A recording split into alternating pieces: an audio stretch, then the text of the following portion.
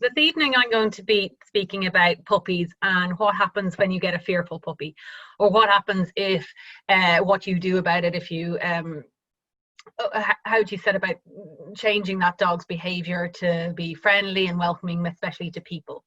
So I have a background obviously in dogs. I have always worked with dogs. I was very, very lucky from a very young age. My parents were very supportive of my nutty decision to work with animals. I couldn't do anything. I think vets are amazing, but me, myself and blood doesn't work very well. So I ended up as a dog behaviorist, which I absolutely love. I love my job. I live and breathe my job, and I'm always learning. I absolutely believe I learn something almost every day, as silly as that sounds, but I really, really do, because no dog is textbook. So what I'm going to speak to you about today is mainly about puppies, and it's a big area that I'm very much fascinated by, and I think it's something that not many people know about. So I really hope that you take something from this, or that I say all of the things that you agree with. So when we work with puppies, people often think, and I speak with clients all of the time who don't understand why their puppy has a behavior problem, or why their dog has their adult dog has a behavior problem. And they always say to me, well, I had the puppy from scratch. And they say to me, and I say, when did you get the puppy? And they say 8 weeks. And I said, well, that's not from scratch. And quite often I will actually say that most behavior problems that I see, especially those problems that are fear-based aggression, always stem pretty much in the first few weeks of that dog's life. So they happen before the families or the homes even get their dogs. The most important period in a dog's life is those, I firmly believe, is those first 7 weeks in life, and especially those weeks of age 6 to 8 weeks old. Puppy socialization is the most important thing that can happen with a dog. People always are confused. They need to think they need to train the dog really young. And yes, I love and I encourage training really young in a dog, but actually socialization is the most important thing because it's on a time frame. There's only a certain window where you can socialize a puppy, and that is from 4 to 14 weeks of age.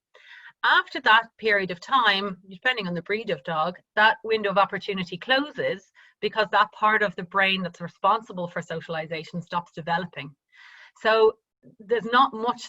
There's a little bit where you can have a bit of plasticity and you can kind of work with the dog, but ultimately it's really, really, really hard to change a lot of the dog's emotional responses to different things after that age.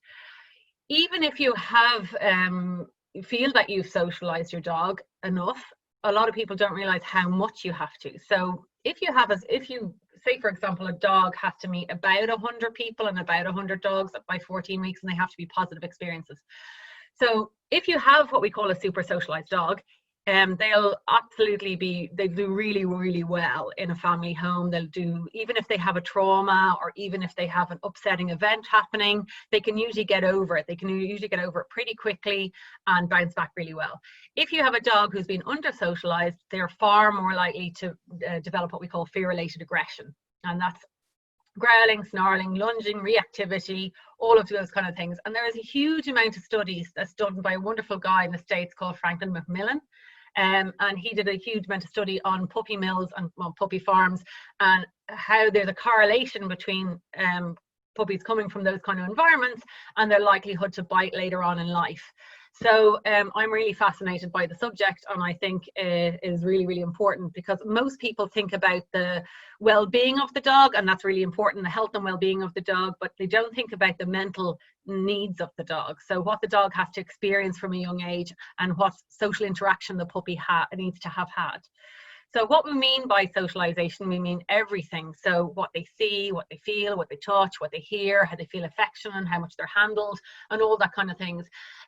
Failure to do that will mean that your dog will less be able to cope in a stressful environment. So I often see it where a dog is raised in a very rural environment and they come into a city environment, and then there's a delay when they're being vaccinated and they haven't experienced what they need to experience, and then they become quite reactive quite quickly to the noises and sounds of traffic and cars and buses and people and all that kind of stuff. And nothing more at the moment, because obviously everyone has had we're all in a pandemic, so it's become even more difficult.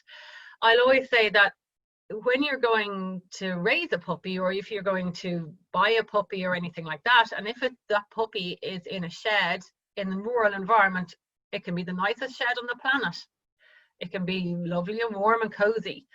But unless you're going to bring a horse or a cow into your home, you shouldn't raise a dog like livestock, because they're not. They're a pet.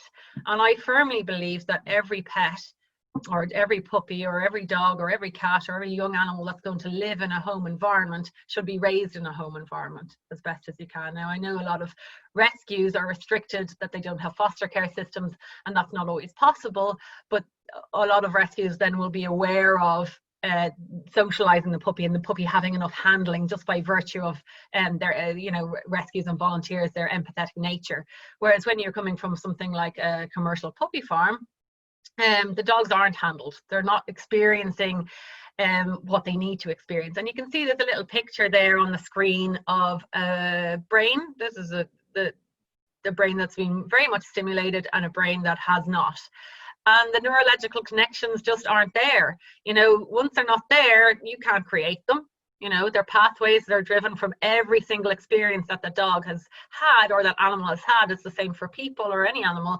And they need to be well worn. Those connections need to be used and used again and again and again to form proper connections, and to have proper a network that the dog can rely on if they come across something that's traumatic.